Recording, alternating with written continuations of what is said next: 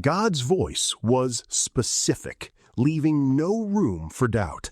137 meters long, 23 meters wide, 3 stories tall. A structure this size couldn't rise anywhere.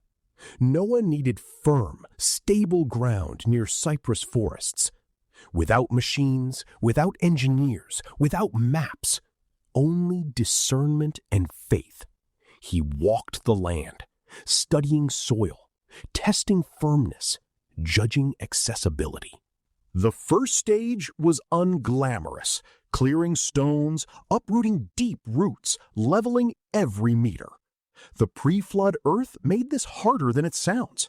Genesis 2:6 describes mist rising from the ground to water the entire surface, meaning the soil stayed naturally moist, prone to turning into mud that swallowed tools and weakened wood.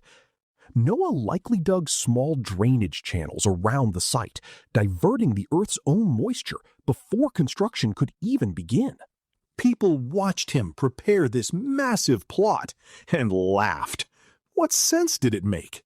But Noah didn't answer to human logic. He answered to divine instruction. When the ground finally held firm, the next challenge emerged: cypress wood, as God specified. These weren't small trunks, but massive, heavy trees. Felling hundreds demanded daily discipline, blow after blow, until the forest echoed with falling timber. Moving each log required the ancient solution of wooden rollers.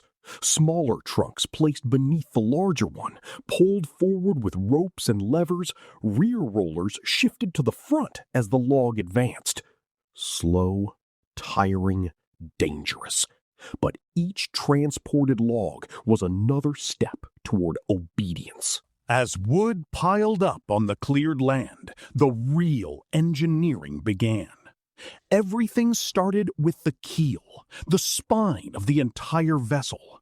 No single tree could reach 137 meters, so Noah had to join giant beams end to end, using interlocking wooden joints secured with hardwood pegs strong enough to survive violent storms. Next came the ribs, arched beams rising from the keel to shape the hull. Carefully carved joints let the beams tilt and curve naturally as they were fixed in place. Picture the scene: heavy beams lifted by ropes and raw human strength. Noah and his sons adjusting angles inch by inch, using stretched guide ropes and stone plumb lines to keep everything vertical. One tilted rib could throw off the entire structure's balance. Slowly, a wooden skeleton the size of a modern building rose, where no sea had ever existed, built with nothing but simple tools and human hands. Then came sealing. God's instruction was direct: cover the ark inside and out with bitumen. This earth resin had to be boiled, thickened, and applied hot, creating a hard, waterproof film. Coating only the outside wouldn't work. Wood absorbs moisture, and any leak could doom everything. Noah and his sons spent weeks sealing every crack and joint, letting each layer dry before adding the next. When finished, the ark wasn't just timber anymore. It was an airtight shelter, built to survive something humanity had never faced. Inside, the real planning began. The Hebrew word for the ark's divisions, kinim, means nests or cells, not an open shed, but carefully structured compartments. Though Scripture doesn't detail the layout, logic suggests an order. Heavy animals like elephants and cattle on the lowest floor to keep the center of gravity stable. Mid-sized animals like lions and deer on the second floor. Birds and smaller creatures up top near ventilation. Internal walls kept predators separate from prey, preventing chaos and disease. Ventilation came through a continuous opening near the roofline, supplemented by protected side openings and internal corridors, essential since trapped gases from hundreds of animals could otherwise prove deadly. Food storage demanded entire sections of the Ark.